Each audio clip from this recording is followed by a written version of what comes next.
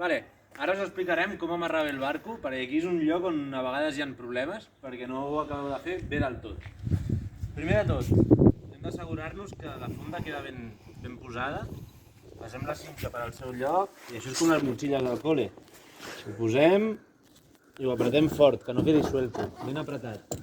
Totes, les tres, n'hi ha tres, a vegades només en poseu una, o dues, o cap. Hem de posar les tres i que quedin ben fortes, si no quan entra tramuntana tot marxa. Val? No es fa perquè sí. Posem, falta aquesta.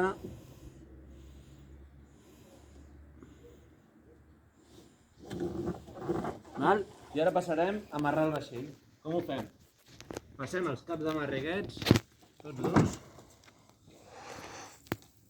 I si us hi fixeu, aquests caps,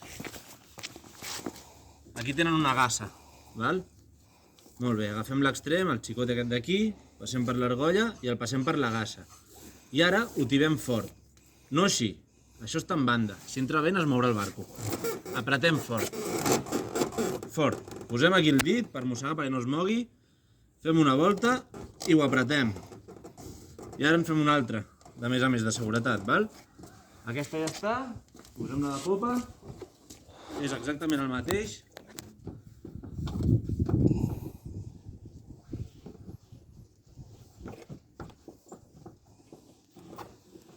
Apretem fort.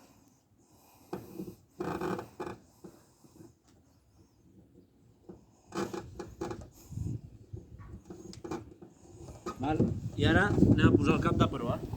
El cap de proa és molt important perquè si no, quan entra vent, el vent ens mou el vaixell i toca la part de darrere. La popa toca en el ciment aquell i es va llimant i es fa malbé. Val? Aleshores agafem aquest cap d'aquí, donem un parell de voltes al remolc. Val? I ara l'agafem d'aquí, del plàstic. Val? Passem per aquí i fem un nus. Podem fer un nus qualsevol però que quedi tens. No amarrem i queda així perquè aleshores se'ns mourà igualment. Val?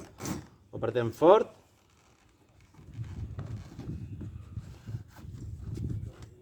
Val? I ja ho tenim.